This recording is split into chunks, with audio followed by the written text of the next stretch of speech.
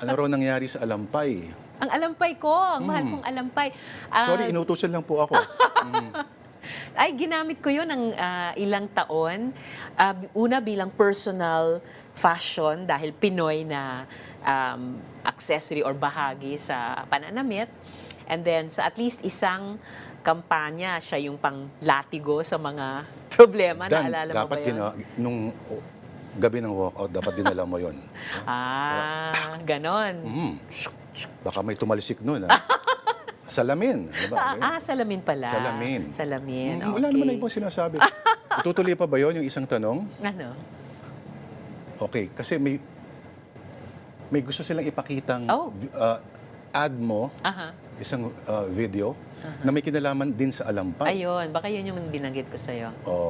Parang I think this is an earlier. Yeah, Kasi, 2013? parang medyo maliit pa yung tiyan ni June Sabayton dito. Aray ko, akala ko sasabihin mo, maliit pa yung tiyan ko. Feeling ko kaya hindi ka nanalo sa campaign. Dahil sa alampay? Hindi, dahil kay June Sabayton. Naku! Wala na? Ay, naku. Meron. Oo. Sayang. Teka, piniprep.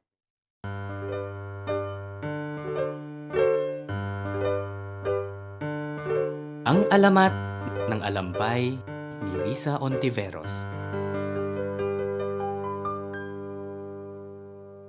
Alam mo ba ang mga mahiwagang gamit ng alampay ni Risa Ontiveros? Panlaban sa lamig.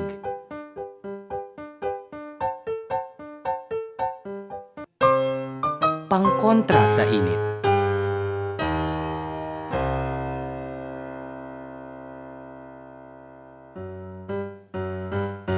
Panghuli ng isda?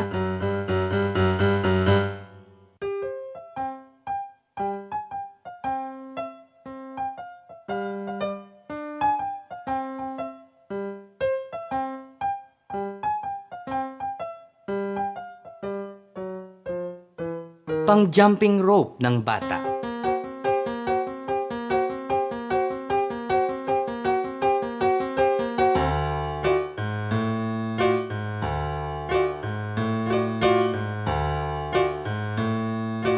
Pangpunas ng pawis. Pangbelo ni GMA. Hindi. Ganitong tunay na gamit niyan. Yan ang mahiwagang alampay ni Risa Ontiveros. Early 2000s. Grabe, no? Okay. Ba talaga si June Sabayton? Kaya huwag niyo na uulitin. Wala na, identified na sa kanya.